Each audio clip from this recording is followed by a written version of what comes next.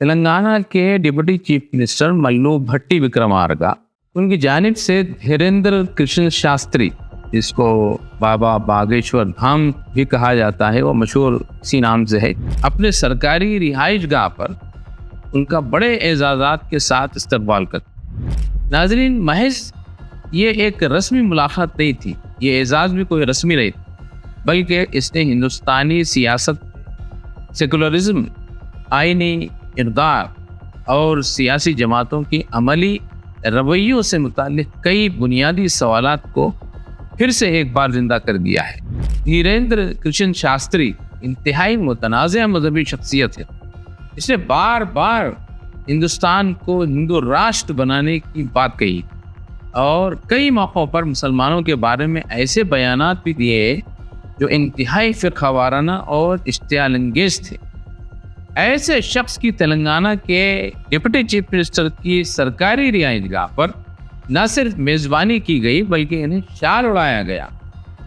तिरुमला तिरुपति के वेंकटेश्वरलू की तस्वीर और रिवायती बैलगाड़ी का मॉडल पेश करके बाकायदा एजाज़ भी उन्हें दिया गया। यह वाक़या फितरी तौर पर सियासी बहस का मौजू बना हुआ है। जो पार्टी खुद को सेकुलरिज्म की अलमबरदार और आरएसएस और हिंदुत्व सियासत की मुखालिफ करार देती है, इसके एक सीनियर लीडर की जानिब से हिंदू राष्ट्र के नुमायादाई की सरकारी सतह पर पजीराई किस उसूल के तहत की जा रही?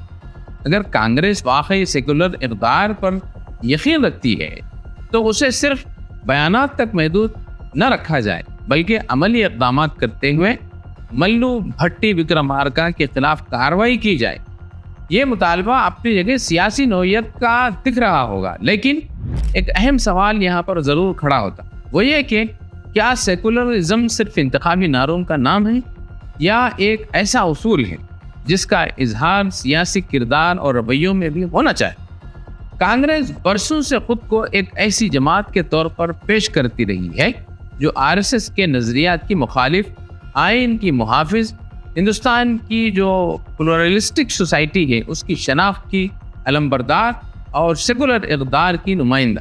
बीजेपी की अक्सरियती सियासत पर सबसे ज़्यादा तनकीद भी कांग्रेस ही करती रही है और ख़ुद को एक आइनी और जमहूरी अल्टरनेट के तौर पर पेश करती रही, जो मज़हब, ज़ात और अक़ीदे से बालातर होकर तमाम शहरियों के साथ यकसा सलूक पाई। लेकिन ऐसे वाक़यात इस दावे को कमज़ोर करते हैं। अगर एक जमात वाकई ये समझती है कि हिंदू राष्ट्र का तस्वुर हिंदुस्तान के आइनी विजन से मुतसादिम है, टकराता है, तो फिर इस तस्वुर के सबसे नुमाया मुबल्लिगीन में से एक उसको सरकारी सतह पर पजीराई उसके बरक्स पैगाम देती है।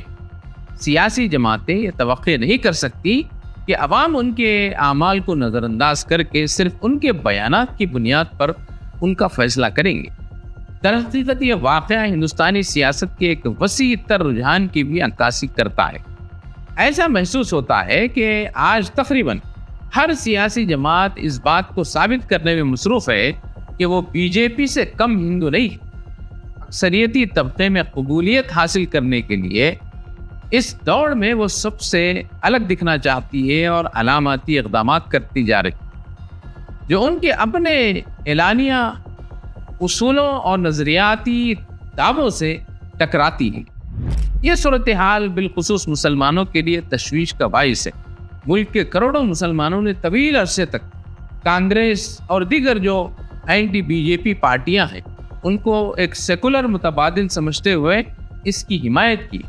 इंतखाबात के दौरान आइन के तहफ़्फ़ुज़, मसावी हुकूक़, मजहबी आज़ादी और तमाम शहरियों के साथ इंसाफ के दावे किए जाते रहे, लेकिन जब अमली सियासत में ऐसे वाक़यात पेश आते हैं तो ये सवाल पैदा होना फितरी है कि क्या ये दावे उसूलों की बुनियाद पर किए जाते हैं या सिर्फ इंतखाबी ज़रूरतों के तहत। इससे भी ज़्यादा तशवीशनाक पहलू इसके तवील मुद्दती सियासी असरात हैं।